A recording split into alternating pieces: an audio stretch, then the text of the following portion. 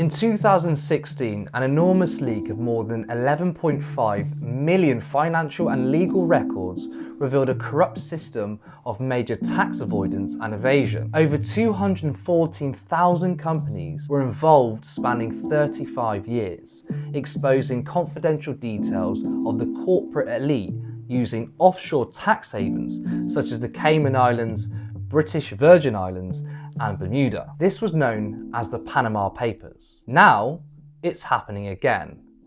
And this time, the leak is even bigger.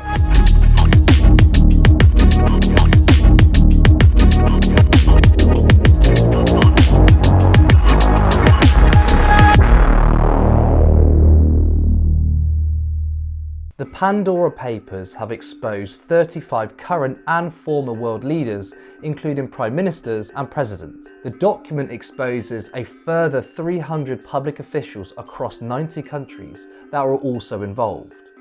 Unsurprisingly, more than 100 billionaires are featured, as well as celebrities and business leaders. The document also mentions the dodgy dealings of the Conservative Party. The leak revealed that major Tory party donor Mohammed Al-Mursi helped structure a deal worth 162 million. It was found that this deal was a bribe for Gulnara Karimova, the daughter of Uzbekistan's former authoritarian ruler Islam Karimov. The Tories have some serious explaining to do. So what is offshore? Offshore is essentially a secret world of tax havens, where businesses can pay little to no tax. These include places such as the Cayman Islands, Singapore, the Virgin Islands, and more. Many companies will register under a different name, making it extremely difficult for funds to be traced back to them. This allows them to open up bank accounts under those names.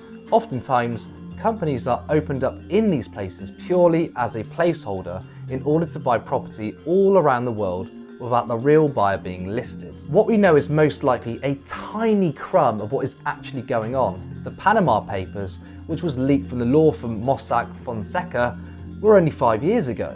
The following year, there was another leak named the Paradise Papers, where most of the information came from the offshore company Appleby.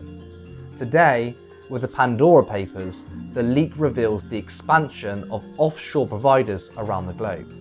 Recently, most of us have had a tax hike through national insurance. Most of us play by the rules. Yet if we refuse to pay, the government won't hesitate to take action. This is a two-tier society, where the global wealthy elites can do as they please. Not only are they allowed to get away with the practices to avoid paying tax, but they're essentially encouraged. Many of these practices are legal and with elected officials and industry leaders involved. It's unlikely change will come from the top. The system isn't flawed, it's completely corrupt. Just don't be fooled. Many demagogues will scapegoat immigrants or so-called benefit scroungers. Now you know they're trying to play you. The real scroungers are these corporations that use our publicly built facilities, exploit our labour, make their profits, and then siphon it off to offshore accounts in tax havens, paying little or no tax where they operate. There are others who will tell you can't afford X and Y, yet the money is there. Billions of it. We just need the will to go after it. Let's not let these people off the hook this time. Let's get back what we're owed.